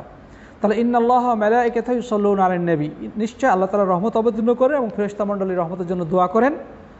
কাদের জন্যে? আলা সফিল মুকাদ্দাম, মানে মসজিদের মধ্যে সর্বপ্রথম যে কাতার থাকে সেই কাতারের লোকদের উপরে। সুবহানাল্লাহ, মসজিদে তো একাধিক কাতারে মানুষ নামাজে দণ্ডায়মান হয়, তো যারা একেবারে প্রথম কাতারে থাকে তাদের উপরে আল্লাহর পক্ষ থেকে স্পেশাল রহমত অবতীর্ণ হয় এবং ফেরেশতা মণ্ডলী তাদের জন্য স্পেশালভাবে রহমতের দোয়া করতে থাকেন। আল্লাহু আকবার। তারপরে ওয়াল মুআজ্জিনু ইউগফার লাহু বিমাদ্দি সাওতিহি, আর মুয়াজ্জিনের কণ্ঠস্বর যতদূর পর্যন্ত যায় তাকে ততদূর পর্যন্ত মাফ করে দেওয়া হয়। সুবহানাল্লাহ। তারপরে ওয়ায়ুসাদ্দিকুহু মান সামিআহু মিন রাতাবিন ওয়া ইয়াবিসিন, এবং প্রত্যেক সজীব ও নির্জীব বস্তু তার জন্যে সাক্ষ্য প্রদান করবে কিয়ামতের দিন। মানে কিয়ামতের দিন যত সজীব অথবা নির্জীব জড়বস্তু রয়েছে, যতদূর তার কণ্ঠস্বর যাবে, এই এর মধ্যে যত জীব এবং জন্তু বা জড় পদার্থ ইত্যাদি রয়েছে, কিয়ামতের দিন কিয়ামতে আল্লাহ সুবহানাহু ওয়া তাআলার কাছে এই ব্যক্তির জন্য তারা সুপারিশ করবে এবং তার জন্য সাক্ষ্য প্রদান করবে, তার জন্য সাক্ষ্য প্রদান করবে। এবং এর থেকে বড় মর্যাদা হলো যে এই আজান শুনে যত মানুষ সালাত আদায় করতে আসবে সমপরিমাণ মর্যাদা প্রদান করা হবে এই মুয়াজ্জিনকে। কারণ আদ-দালু আল খায়রি কাফাইলিহি, যে কোনো মানুষকে ভালো কাজের পথ দেখায়, ওই ভালো কাজটা সম্পাদন করার সমপরিমাণ সওয়াব সেই ব্যক্তি লাভ করে। তাহলে যে ব্যক্তি আজান দিল, তার আজানের শব্দ শুনে যত মানুষ যতগুলো নেকির কাজ করলো, সেটা হতে পারে আজানের পরে যে আমলগুলো রয়েছে সেগুলো, অথবা মসজিদে আসলো নামাজ পড়ার জন্যে, এর সমস্ত সওয়াব যত মানুষ এর দ্বারা নেকির কাজ করলো, মসজিদে এসে নামাজ আদায় করলো, সকলের সমপরিমাণ সওয়াব মুয়াজ্জিন আমলনামায় লিপিবদ্ধ করা হবে। সুবহানাল্লাহ। চিন্তা করা যায়, একজন মুয়াজ্জিন সে আজান দিল, তার আজান শুনে 100, 150, 200, 500 লোক মসজিদে আসলো নামাজ পড়ার জন্যে, এতগুলো মানুষ নামাজ পড়ে যে সওয়াব লাভ করবে সমপরিমাণ সওয়াব শুধু আজানদাতার আমলনামায় লিপিবদ্ধ করা হবে। আল্লাহু আকবার। যদি সে ইখলাসের সাথে আল্লাহ সন্তুষ্টির জন্য সে আজান দিয়ে থাকে, কত বড় মর্যাদা। সুবহানাল্লাহ ওয়া বিহামদি। সাথী বন্ধুগণ, এরপরে আরেকটি হাদিস এক্ষেত্রে রয়েছে যে নবী আকরাম সাল্লাল্লাহু আলাইহি ওয়াসাল্লাম এক সাহাবীকে বললেন, আবু সাঈদ রাদিয়াল্লাহু তাআলা আনহু তার নাম, তাকে বললেন যে ইন্নী আরাকা তুহিব্বুল গানাম ওয়াল বাদিয়া, যে আমার মনে হচ্ছে যে তুমি ছাগল এবং গ্রাম পছন্দ করো, তুমি গ্রামে থাকতে ভালোবাসো এবং তুমি ছাগল চড়াতেও ভালোবাসো। ফাইদা কুনতা ফি গানামিকা আও বাদিয়াতিকা ফাআযানতা লিস-সালাহ ফারফা সাওতাক, তো যখন তুমি ছাগল চড়াবে বা গ্রামে থাকবে তখন তুমি আজান দেওয়ার সময় তোমার আওয়াজটা অনেক উঁচু করার চেষ্টা করবে। তুমি যখন আজান দিবে তখন উচ্চ আওয়াজে আজান দিবে। ইরফা সাওতাকা বিন-নিদা ফাইন্নাহু লা ইয়াসমাউ মাদা সাওতিল মুআযযিনি জিন ওয়ালা ইনসুন ওয়ালা শাইউন ইল্লা শাহিদা লাহু ইয়াউমাল কিয়ামাহ, কেননা মুয়াজ্জিনের আজানের ধ্বনি মানুষ, জিন অথবা যে কোনো বস্তুই শুনবে, কিয়ামত দিবসে তারা তার পক্ষে সাক্ষ্য প্রদানকারী হয়ে যাবে। সুবহানাল্লাহ। মানে তার আজানের আওয়াজ মানুষ, জিন, জীব জন্তু, জড় পদার্থ যা কিছুই শুনবে, কিয়ামতের দিন তার পক্ষে সাক্ষী দিবে এবং কিয়ামত দিন আল্লাহ সুবহানাহু ওয়া তাআলার কাছে তারা বলবে যে এই ব্যক্তি মানুষকে আল্লাহর দিকে আহ্বান জানিয়েছে, মানুষকে সালাতের দিকে আহ্বান জানিয়েছে, হে আল্লাহ তুমি তাকে ক্ষমা করে দাও, হে আল্লাহ তুমি তাকে জান্নাত নসিব করো, জাহান্নামের আগুন থেকে বাঁচাও। সুবহানাল্লাহ। সকল জীব জন্তু, গাছপালা, তৃণলতা, জড় পদার্থ সব কিছুই তার পক্ষে সাক্ষ্য দেবে। সুবহানাল্লাহি ওয়া বিহামদিহি। এটি সহিহ বুখারীর হাদিস। তারপর নবী সাল্লাল্লাহু আলাইহি ওয়াসাল্লাম আরও বলেছেন, আল মুআযযিনুনা আতওয়ালুন নাসি আল মুআযযিনুনা আতওয়ালুন নাসি আ'নাকান ইয়াউমাল কিয়ামাহ, যে কিয়ামতের দিন মুয়াজ্জিনদের গলা সবচেয়ে উঁচু হবে, তার মানে কিয়ামত দিবসে তার সর্বোচ্চ কাঁধ বিশিষ্ট হবে। দুনিয়াতে যেভাবে তাদের আওয়াজ সবচেয়ে উঁচু ছিল, তাদের আওয়াজ চতুর্দিকের মানুষ শুনতে পেত, কিয়ামত দিন আল্লাহ সুবহানাহু ওয়া তাআলা কী করবেন, তাদেরকে আলাদাভাবে চিহ্নিত করবেন। দূর থেকে মানুষ তাদেরকে দেখে চিনতে পারবে যে এরা মুয়াজ্জিন ছিল। আল্লাহ সুবহানাহু ওয়া তাআলা বলছেন যে কিয়ামত দিন তারা সর্বোচ্চ কাঁধ বিশিষ্ট হবে, মানে দূর থেকে চেনা যাবে উঁচু কাঁধ বিশিষ্ট মানুষ যারা, তারা দুনিয়ার বুকে এই মুয়াজ্জিনের দায়িত্ব পালন করেছিলেন। সুবহানাল্লাহ। তারপরে নবী আকরাম সাল্লাল্লাহু আলাইহি ওয়াসাল্লাম আরেকটি বিশাল মর্যাদার ঘোষণা দিয়েছেন মুয়াজ্জিনের জন্য, সেটি হচ্ছে মান আযানা ইসনাতাই আশারা সানাহ ওয়াজাবাত লাহুল জান্নাহ, যে ব্যক্তি 12 বছর আজান দিবে আল্লাহ তাআলা তার জন্য কি করবেন, জান্নাত আবশ্যক করে দেবেন। মান আযানা ইসনাতাই আশারা সানাহ ওয়াজাবাত লাহুল জান্নাহ, যে ব্যক্তি 12 বছর আজান দিবে তার জন্য জান্নাত অবধারিত হয়ে যাবে। ওয়া কুতিবা লাহু বিতা'যীনিহি ফি কুল্লি ইয়াউমিন 60 হাসানা আফওয়ান ওয়া কুতিবা লাহু বিতা'যীনিহি ফি কুল্লি ইয়াউমিন 60 হাসানা, এবং তার আজানের বিনিময়ে প্রতিদিন 60টি করে নেকি লিপিবদ্ধ করা হবে। ওয়া বিইকামাতিহি 30 হাসানা, এবং একামতের জন্য 30টি নেকি লিপিবদ্ধ করা হবে। এই হাদিসটি ইবনে মাজাহ, তাবারানী, হাকিম ইত্যাদি হাদিস গ্রন্থে বর্ণিত হয়েছে এবং আলবানী রাহিমাহুল্লাহ এটিকে সহিহ বলেছেন। সুবহানাল্লাহ। তাহলে এই হাদিস থেকে আমরা কি জানতে পারলাম, যে ব্যক্তি 12 বছর আজান দিবে আল্লাহ অবশ্যই আল্লাহর সন্তুষ্টির জন্যে আল্লাহ সুবহানাহু ওয়া তাআলা তার মর্যাদা কী দিবেন, জান্নাত তার জন্য অবধারিত হয়ে যাবে। আল্লাহু আকবার। এবং তার প্রত্যেক দিনের আজানের বিনিময়ে তার আমলনামায় 60টি করে নেকি লেখা হবে, এবং একামতের বিনিময়ে তার অর্ধেক 30টি নেকি লিপিবদ্ধ করা হবে। আল্লাহু আকবার। অনেক মর্যাদাপূর্ণ আমল। প্রিয় উপস্থিতি, যদিও আমরা মুয়াজ্জিনদেরকে সেভাবে মূল্যায়ন করি না, সম্মান দেখাই না, কিন্তু এটি অনেক মর্যাদাপূর্ণ আমল। বরং এটার জন্যে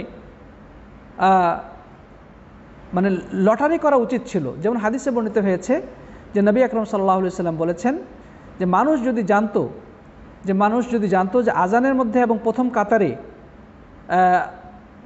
সালাত আদায় করার কি মর্যাদা, তাহলে তারা এটার জন্য কি করত, লটারি করত। সুবহানাল্লাহ। মানুষ যদি জানতো যে আজানের মধ্যে এবং প্রথম কাতারে বসার কি যে সওয়াব, কি মর্যাদা, তাহলে এটার জন্য তারা কোনো উপায়ন্তর না পেয়ে শেষ পর্যন্ত লটারির আশ্রয় নিত।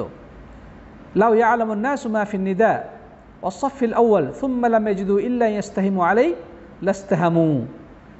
সুবহানাল্লাহ। তাহলে দুর্ভাগ্য সত্য যে আজকে আমরা আমাদের মসজিদগুলোতে একদম অল্প পয়সায় গ্রামের সবচেয়ে দুর্বল লোকটিকে আমরা মুয়াজ্জিন হিসেবে নির্ধারণ করে রাখি এবং তাকে আমরা দায়িত্ব দিয়ে আমরা স্বভাব দায়িত্ব মুক্ত হয়ে যাই। এটার জন্য উচিত ছিল লটারি করা, কে কার আগে কে প্রতিযোগিতা করে ওই মুয়াজ্জিনের দায়িত্বটা গ্রহণ করবে। সুবহানাল্লাহ। এটা তো একটা বিশাল মর্যাদাপূর্ণ একটি ইবাদত। তাহলে সাথী বন্ধুগণ, এটি একটি মর্যাদার বিষয় যে আজানের মধ্যে কি মর্যাদা রয়েছে, এই হাদিস থেকে সেটাই প্রমাণিত হয়ে যায়। নবী আকরাম সাল্লাল্লাহু আলাইহি ওয়াসাল্লাম মুয়াজ্জিনদের জন্য দোয়া করেছেন, ইমামদের জন্য দোয়া করেছেন। হাদিসে আছে আল ইমাম দামিন ওয়াল মুআজ্জিন মু'তামানুন, ইমাম হইতেছে জিম্মাদার আর মুয়াজ্জিন হইতেছে আমানতদার। আল্লাহুম্মা আরশিদিল আইম্মাহ ওয়াগফিরিল মুআজ্জিনিন, হে আল্লাহ তুমি ইমামদেরকে সুপথ দেখাও এবং মুয়াজ্জিনদেরকে ক্ষমা করে দাও। আল্লাহু আকবার। তাহলে মুয়াজ্জিনগণ হচ্ছে আমানতদার, তার মানে সময়ের ব্যাপারে তারা আমানতদার। সময় ঠিকঠাক মতো দেখে তারা আজান দিবে। আজানের সাথে মানুষের অনেক কিছু সম্পর্কিত।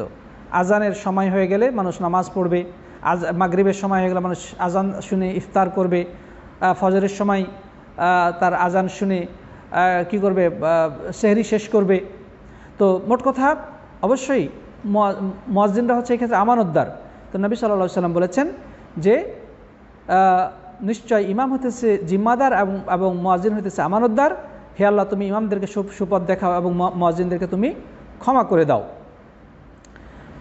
তো রাসূল করিম সাল্লাল্লাহু আলাইহি ওয়াসাল্লাম মুয়াজ্জিনদের জন্য ক্ষমার দোয়া করেছেন।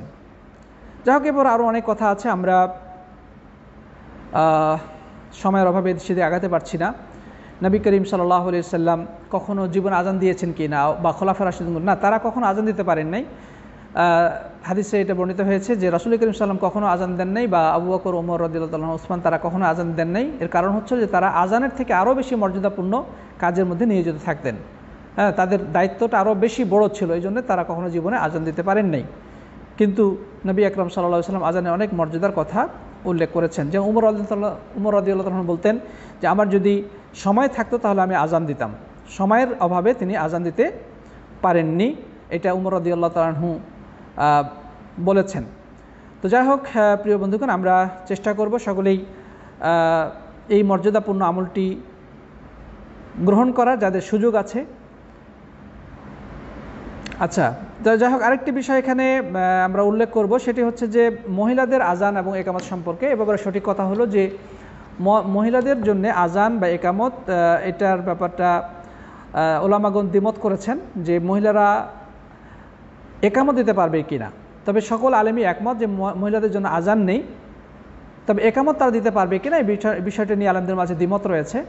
তবে সঠিক কথা হলো যে মহিলারা আজান এবং একামত কোনোটাই দিবে না, কারণ এ মর্মে মা জননী আয়েশা রাদিয়াল্লাহু তাআলা আনহা থেকে বর্ণিত হয়েছে, তিনি বলছেন যে কুন্না নুসাল্লি বিগাইরি ইকামা, আমরা একামত ছাড়াই সালাত আদায় করতাম। রাসূল মা জননী আয়েশা রাদিয়াল্লাহু তাআলা বলছেন। তারপর নবী আকরাম সাল্লাল্লাহু আলাইহি সাল্লাম ওই মহিলাদের বাড়িতে নামাজ পড়ার জন্য আলাদা মুয়াজ্জিন পুরুষ মুয়াজ্জিন নিয়োগ দিয়েছিলেন, যে তারা যেন আজান দেয়, সে পুরুষ ব্যক্তি যেন আজান দেয়। যদি মহিলাদের জন্য আজান দেওয়া জায়েজ হতো তাহলে তো অবশ্যই কী করত, মহিলারাই আজান দিত। তো যাই হোক, উমর ইবনুল খাত্তাব রাদিয়াল্লাহু তাআলা আনহু, আব্দুল্লাহ ইবনে উমর রাদিয়াল্লাহু থেকে বর্ণিত দুই ধরনের হাদিস রয়েছে। তিনি এক হাদিসের মধ্যে বলেছেন যে মহিলাদের জন্য কোনো আজান একামত কোনোটাই নেই। আর এক হাদিসে বর্ণিত হয়েছে, তাকে জিজ্ঞাসা করা হলো যে মহিলারা একামত দিতে পারবে কি না, তখন তিনি বললেন যে আমি কি তাদেরকে আল্লাহর জিকির থেকে বাধা দিব। তো দুই ধরনের মতামত যেহেতু তার পক্ষ থেকে পাওয়া যাচ্ছে, তো সুতরাং আমরা এই ক্ষেত্রে প্রিয় নবী সাল্লাল্লাহু আলাইহি ওয়াসাল্লামের হাদিস থেকে আমরা জানবো যে এটি একটি গুরুত্বপূর্ণ একটি ইবাদত এবং নিত্য প্রয়োজনীয় প্রতিদিনের একটি আমল। তারপরও রাসূল করিম সাল্লাল্লাহু আলাইহি ওয়াসাল্লাম থেকে এ ধরনের কোনো নির্দেশনা যেহেতু পাওয়া যায় না যে মহিলারা আজান দিবে বা মহিলারা একামত দিবে, অথচ এটা খুব জরুরি ছিল, কারণ এটি দৈনন্দিন ইবাদতের সাথে সম্পৃক্ত। এবং এমন একজন সাহাবী থেকেও প্রমাণ পাওয়া যায় না যে তারা কোনো মহিলা সাহাবী আজান দিয়েছেন। আর একামতের বিষয়টিও যেটা অধিকাংশ আলেমের অভিমত এবং সাহাবীদের অভিমত থেকে পাওয়া যায় যে মহিলারা আজান দিবে না, এই জন্যে আজান দিবে না এবং একামতও দিবে না। এই কারণে সৌদি আরবের গ্র্যান্ড মুফতি আল্লামা আবদুল্লাহ বিন বাজ রাহিমাহুল্লাহ স্পষ্টভাবেই বলেছেন যে এই আজান এবং একামত মহিলাদের জন্যে নয়, এটি পুরুষদের বৈশিষ্ট্য। আজান একামত উভয়টাই পুরুষরাই দিবে, মহিলারা আজান একামত কোনোটাই দিবে না। তো যাই হোক, আজান দেওয়ার বিষয়টা তো সর্বসম্মত, কোনো আলেমেই মহিলাদের আজানের পক্ষে বলেননি, কারণ তাদের কণ্ঠস্বর নিচু করতে বলা হয়েছে। পরপুরুষের সামনে আজান দেওয়ার কোনো বৈধতা অবশ্যই তাদের নেই। মহিলা নিজের বাড়িতেও আজান দেওয়ার প্রয়োজন হয়। যদি জায়েজ হতো রাসূল করিম সাল্লাল্লাহু আলাইহি ওয়াসাল্লাম মহিলাদেরকে বাড়িতে আজানে অনুমতি দিতেন, কিন্তু তা করেননি, বরং তিনি পুরুষ মুয়াজ্জিন নিয়োগ দিয়েছিলেন তাদের বাড়িতে আজান দেওয়ার জন্যে। তো এখান থেকে প্রমাণিত হয় যে মহিলাদের জন্য আজান নেই। আর একামতের বিষয়টিও, যেটি আমরা মা জননী আয়েশা বর্ণনা থেকে শুনলাম, তিনি বলছেন যে কুন্না নুসাল্লি বিগাইরি ইকামা, আমরা একামত ছাড়া আমরা নামাজ আদায় করতাম।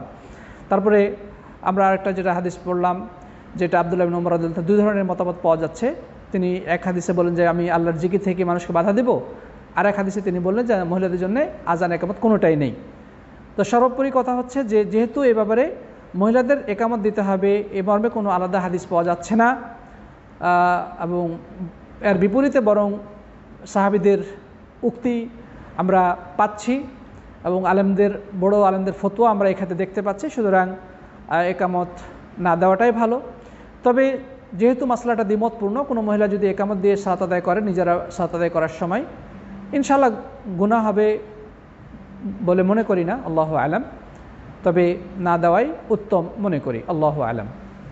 তো যাই হোক, আমরা কথা লম্বা না করে এখানেই শেষ করতে চাই। আমাদের এখানে মাগরিবের সালাতের সময় হয়ে গেল। দেখা হবে ইনশাআল্লাহ আগামী রবিবার। আমাদের আরও কিছু বিষয় রয়েছে সামনে, সালাতের শর্তাবলী, ইনশাআল্লাহ সেগুলো আলোচনা করব। আর যথারীতি পরীক্ষা হবে আগামী শনিবার আমাদের গত 3টি যে ক্লাস হয়েছে সেই ক্লাসগুলোর উপরে।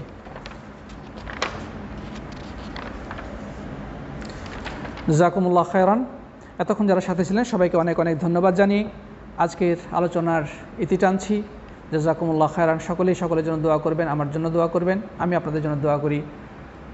হাদা ওয়া সাল্লাল্লাহু আলা নবিয়িনা মুহাম্মদ ওয়া আলা আলিহি ওয়া সাহবিহি আজমাইন। সুবহানাকা আল্লাহুম্মা ওয়া বিহামদিকা আশহাদু আল্লা ইলাহা ইল্লা আনতা আস্তাগফিরুকা ওয়া আতুবু ইলাইক। আসসালামু আলাইকুম ওয়া রাহমাতুল্লাহি ওয়া বারাকাতুহু।